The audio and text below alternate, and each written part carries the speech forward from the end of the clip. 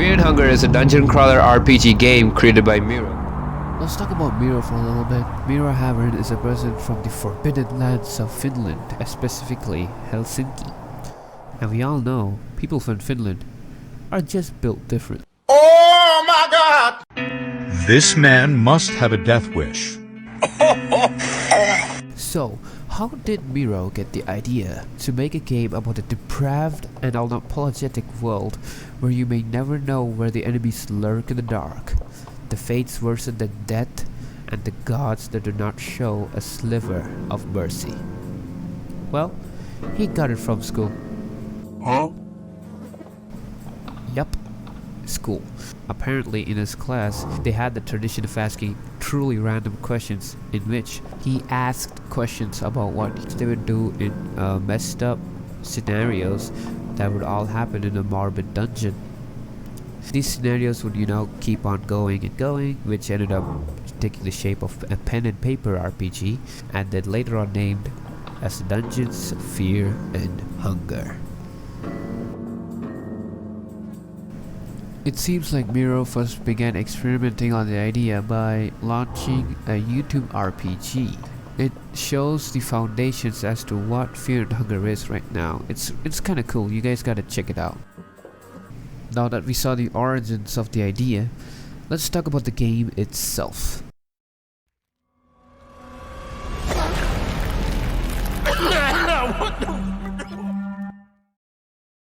To begin with, you won't know a single thing about the dungeon or the story behind it. The story you will know would be the intro for whatever character you choose. Other than that, the game leaves you in the dark. The lore is surprisingly really deep and full of details. But to know it, you will have to go through the dungeons, get books, diaries, and maybe even enemies. If you immobilize them, they won't attack. And they will talk and explain how and why the dungeons have degraded to this point, or maybe something else. I would like to make an 8-hour video analysis on the lore, but it's best that you experience it on your own.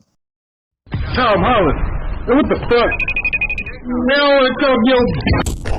The game setting and time period draw a heavy inspiration from Berserk.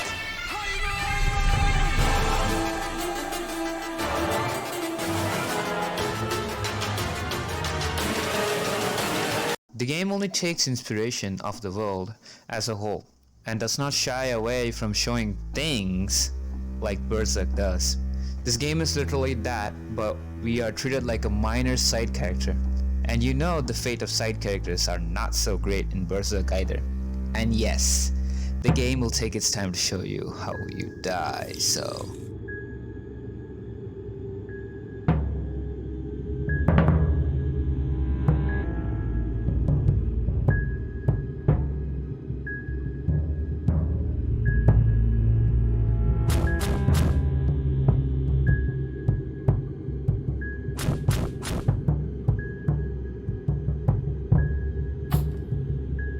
There are other influences in the game, but I would categorize them as this. Berserk is for story, the Souls game is for how difficult and hardcore the game is, and Silent Hill is for the audio design and probably even art design maybe. And this one character. Hey yo, the pizza here. Oh, nigga! My ears burn! Fear and Hunger's gameplay follows the same hallmarks of a regular RPG game, like looting, trading, and turn-based combat. But there is still a lot of significant differences that makes it a special case on its own. As being an RPG game, Fear and Hunger lets you choose from a stereotypical cast, such as the mage, the knight, the rogue, and then the warrior. Fear and Hunger follows the same turn-based combat, but with a little twist in it. It has something called the dismemberment mechanic, where you as the player can target the enemy's limbs and cut them off. By doing so, the enemy loses a special attack. If you are able to cut off all the limbs of the enemy, you can easily headshot them, which is a guaranteed kill. And by the way, yes, you can still aim for the head whenever you want, but the chances for it is extremely low. Fear and Hunger doesn't have any leveling systems at all, but instead it's replaced with a hunger bar and a sanity bar. The hunger bar's mechanic is to keep the player character well fed. If you do not do that, the player character is afflicted with a weakness status where its attacks do not reach its full potential. The sanity bar is way more complex. The sanity bar keeps on going down as you go deeper into the dungeons.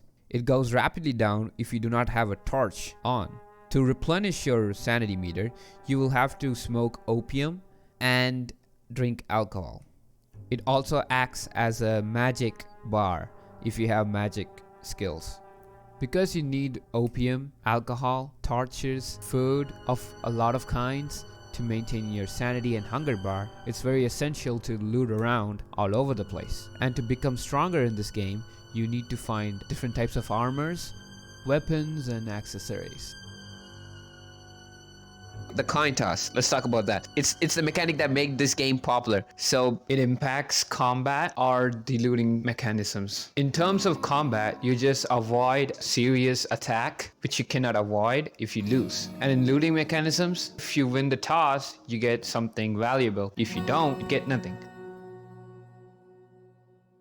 It is the only way to grow stronger in the game. This makes it very clear that looting is a very important mechanic in the whole game. I would say 80% of the time you would be just searching around crates and boxes to find the best loot. Would you swim in this for $1 million? If they didn't get this part right, I wouldn't have even considered talking about this game. I mean, like if I swap up the music with some country music and change up the sound effects, it is not so scary after all. Audio and art design is crucial to making the experience immersive. The discomforting and suspenseful audio design immerses players with sounds like leaks in the walls, the barking of the dogs, chants of the priests,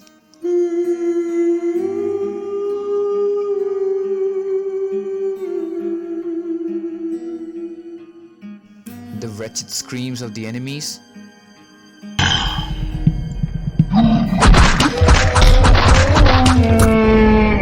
and the not so cheerful battle music.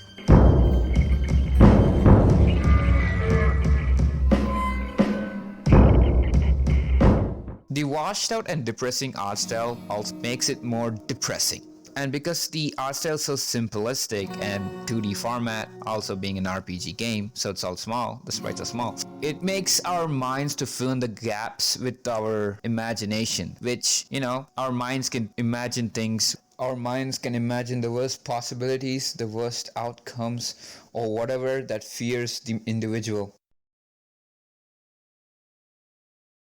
Despite the impressive details and how long the story is and how difficult it is, Fear and Hunger is using RPG Maker, so accessible to a wide audience. It's affordable, it's like $8. It has low PC requirements, so you can play it on your laptop. And I haven't included any story details or anything, just to avoid spoilers so that you can experience the game without any prior knowledge. That is how you play the game, without any knowledge. It's a trial and error game. It's difficult on purpose because you're supposed to figure things out on the way, and that's about it. If you know your information, the game is easy. But if you don't know it, that makes the game difficult and even more spooky. So I suggest you guys to play it. I hope you guys give the game a good try and see for yourself. Thanks for staying until the end. It was really hard for me to make this video because I'm not really experienced in video creation, and it doesn't really look that good comparing to others, as I'm still learning. But I'm quite happy with what I'm looking at right now. I am grateful that you guys watched it completely, and a sub would be nice. Have a go through my channel, if you want you can sub, it is free after all. Oh, and at first I planned to gift the game to a random commenter, but to give back to the community. But as you can see, I don't have any money, so I canceled that. that. You might have also noticed a lot of wisecracks and inconsistent audio recordings. It's all because of me delaying it and not really understanding how to do Audacity at all. But at some point, I did, and I didn't want to re-record my lines. Therefore, some of it is messy and choppy, so I am sorry for that. Either way, hope I made you interested into the world of fear and hunger. Thanks for watching.